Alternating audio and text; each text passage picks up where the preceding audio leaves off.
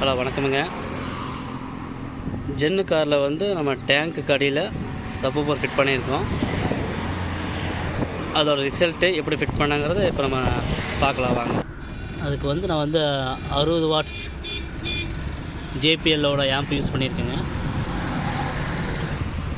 சோனியோட 12 inch subwoofer use பண்ணியிருக்கோம். Box பார்த்துக்கு நம்மளே செஞ்சது. டேங்க் அடியில் அப்படியே ஃபிட் ஆயிரும் பாருங்கள்.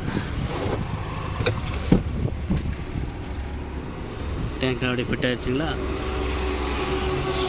இதோட ரிசல்ட் எப்படி இருக்குன்னு பார்க்கலாம்.